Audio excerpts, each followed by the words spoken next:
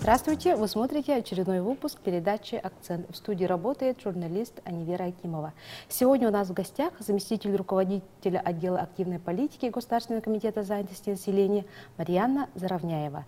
Тема сегодняшнего разговора – занятость на селе. Занятость на селе. В каких районах наблюдается самый высокий уровень безработицы? Какие меры реализуются Государственным комитетом занятости Республики Саха-Якутия в сельской местности? Как реализуется указ главы республики о социальной поддержке отдельных категорий граждан? Ответы на эти вопросы вы узнаете в этом выпуске. Марьяна Викторовна, здравствуйте. Здравствуйте. Расскажите, пожалуйста, о состоянии рынка занятости на селе. По итогам 2017 года, по данным органов статистики, занятость на селе у нас уровень общей безработицы средний составляет 8,6%. Это довольно высокий показатель, да, так как у нас по республике он составляет 7,1% по итогам 2017 года. И в целом по России 5,3%. В других районах у нас очень высокие показатели уровня. Это достигает до 15,4%. Это Верхневилюйский, Горный, Намских и Вено-Батантайский районы. А по сравнению с другими регионами у нас как обстоят дела? Если говорить по Российской Федерации, вот средний уровень безработицы, общей безработицы составляет 5,3%. У нас довольно высокий уровень. 2018 год в нашей республике объявлен годом содействия занятости населения. Какие программы реализуются по вашей линии? Год занятости у нас утвержден план мероприятий года содействия занятости. У нас там три проекта. Это местные кадры промышленности, занятость на селе и занятость молодежи. 3 проекта будут. И в целом у нас совместная работа будет Минсельхоз, Госкомартики, Министерство инвестиционного развития. Они должны создавать рабочие места, каждый по своей отрасли. Расскажите поподробнее о занятости на селе. Занятость на селе, сейчас мы хотим пилотный проект опробировать на те самые высокие уровни безработицы в Намском районе. Буквально с июня начинается наш выезд, будем осмотр делать, встречаться с незанятым населением, и будет у нас внедрен индивидуальный подход к каждому незанятому человеку. Не каждому, кто к нам подойдет. Хорошо. А в Намском ЛУСе как уровень безработицы? В Намском ЛУСе составляет по итогам 2017 года 15,1%. Это самый высокий показатель. Поэтому мы хотим опробировать. Если у нас там получится, тогда мы уже будем со следующего года по несколько районов. А программа действовать будет только в течение года и в последующие тоже годы? Нет, в последующие годы у нас также все равно эта работа продолжится. Сейчас у нас центры занятости населения должны постепенно переходить в проактивный режим работы. Значит, не сидеть и ждать, когда к нам подойдет безработный гражданин искать работу, а уже непосредственно работать с населением. Это и телефоны, и мероприятия активные. Такой переход уже на федеральном уровне рассматривается.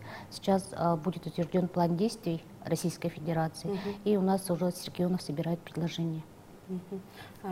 У вас есть программа «Самозанятость населения», да? Скажите об этом. Что из себя представляет содействие самозанятости безработных граждан у нас уже давно, вообще, по-моему, 2003 года реализуется эта программа. Безработный гражданин подходит в центр занятости, он встает на учет, и если он хочет заниматься предпринимательской деятельностью, пишет заявление, и ему после составления бизнес-плана рассматривает комиссия, выдают 152 тысячи рублей. Ранее такой размер составлял 82 тысячи.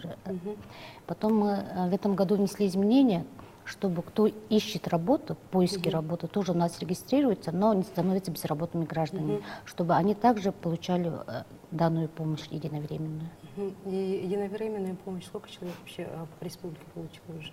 В прошлом году 410 человек, в этом году планируем 266, из них половина уже получила. Из этого количества сельской местности 192 человека. Финансирование идет из республиканского бюджета, да? Сейчас это республиканский бюджет, полномочия переданы нам с федерального уровня.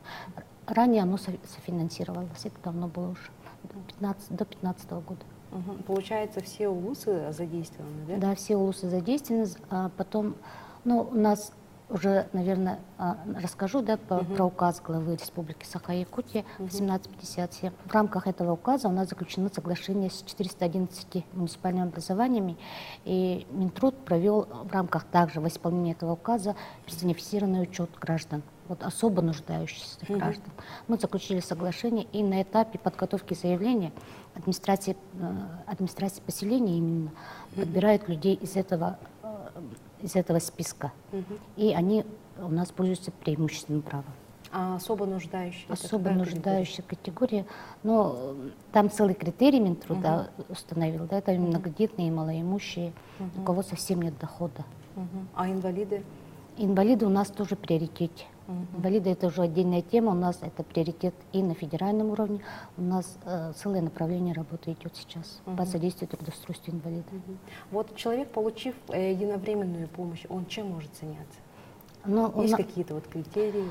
Критерии, ну, ранее у нас было по постановлению 599 об определении социально значимых видов товаров. Вот по ним у нас есть ограничения, это и горный бизнес, добыча полезных ископаемых, кто реализует алкогольную продукцию, вот они все уже как субъекты малого предпринимательства по федеральному закону, они не могут быть. Вот они ограничены, вот эти виды деятельности. А в остальных, по остальным предоставляется без ограничений. А вот, допустим, я получу вот такую помощь, и на что я могу рассчитывать? 2000 идет на регистрационные услуги, 150 на создание, открытие нового дела. Это тут уже расходы идут и на приобретение оборудования, могут и на зарплату оплатить. Да? Потом уже далее должна координирующая роль государства и муниципальных властей. Потому что у нас есть и Министерство инвестразвития, которое предоставляет субсидии, да? А также местные органы, которые также у них из местного бюджета предоставляют субсидии также предпринимателям. Хорошо. Марьяна Викторовна, а как идет трудоустройство сельских школьников в летнее время? Ну, сейчас это у нас также приоритет несовершеннолетние граждане, потому что они испытывают трудности поиска работы. Мы их трудоустраиваем временно, свободное от учебы время. В основном это летний период. У нас в этом году будет трудоустроено 500-480 несовершеннолетних граждан. Это по республике, Это да? по всей республике. В целом, и мы планируем трудоустроить 235 детей в оленеводческих стадах. И школьник получает зарплату, да? Школьники получают зарплату от работодателя, а от нас получают материальную помощь, которая составляет где-то 4500 рублей. Это ежемесячно, да? Нет. Или единовременно получается? Это единовременно за месяц. Хорошо, спасибо. Марьяна Викторовна, многие вот молодые специалисты не могут устроиться на работу по специальности. Вы что можете посоветовать? Ну, конечно, это проблема, да, потому что работодатель требует и специальность сразу, и стаж работы.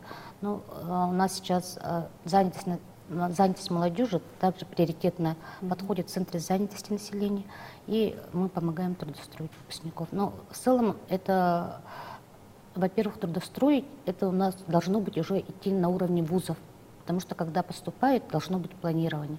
Поэтому Госкомитет занятости сейчас уже разработал прогноз потребностей кадров. Вот по этому прогнозу мы будем и работать. Ну, все органы власти, все вузы, да, все предприятия подают нам заявки. И в этом году у нас очень хороший прогноз потребностей кадров, который соответствует рынку труда, условиям рынка труда. По линии Госкомитета еще какие программы есть? У нас очень популярное мероприятие — это общественная работа в сельской местности. Это временные работы, на которые трудоустраиваются сельские жители. Именно сельские жители на строительстве изгородей, на мелкие ремонтные работы. Один месяц работают и получают где-то 23 тысячи рублей. Поэтому, когда человек не работает, как раз перед школой, да, ну, в основном перед школой или для заготовки продукции, да, это очень нужное мероприятие, чтобы человек не отрывался от производства, который долго сидит без работы. И с нами очень активно работает администрация муниципальных образований. Сейчас данное мероприятие мы будем реализовывать еще в населенных пунктах, где пострадали от паводка. поэтому еще мы дополнительно от правительства просим предусмотреть средства. Получается, человек... Есть заявки да. муниципалитетов на восстановительные работы сейчас. Получается, тогда безработный человек должен подойти в администрацию или в биржу труда, да? Нет, он уже состоит на учете, который длительное время состоит на учете и не может найти работу. Их направляют на общественные работы, чтобы человек не отрывался. Потом, если работодателю человек понравится, он может после этого взять его на постоянное место работы. Есть такая практика. Марианна Викторовна, спасибо, что приняли участие в нашей передаче. Спасибо. Это была передача «Акцент». До новых встреч!